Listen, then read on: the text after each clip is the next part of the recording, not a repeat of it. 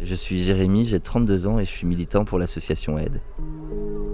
Ça fait 9 ans que je sais que je suis séropositif. Je l'ai appris suite à l'appel de mon ex qui m'a appelé 3 jours avant mon anniversaire. Mais sur le moment, en fait, je ne m'attendais pas à cet appel, je m'attendais plutôt à je reviens, enfin voilà, on recolle un peu les morceaux.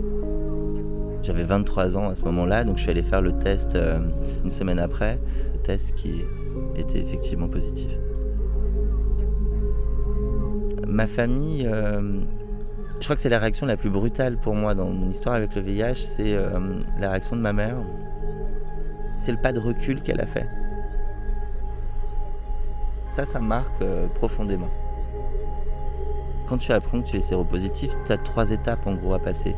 Tu as le déni, la colère, et puis après tu arrives à l'acceptation. C'est là que tu apprends à vivre avec ton VIH en fait.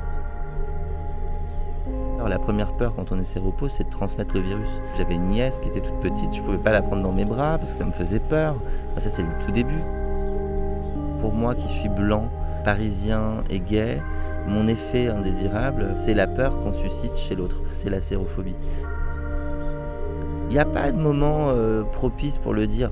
Tu vois, si tu le dis trop tôt, ça casse le charme. Et si tu le dis trop tard, il peut y avoir ce sentiment de trahison. J'avais rencontré un garçon qui était éduqué, avocat, enfin voilà. Le mec a quitté l'appart mais à une vitesse incroyable. J'avais l'impression d'être la mort en personne. Ça fait bientôt 10 ans que je suis séropos, ça fait 10 ans que je suis célibataire.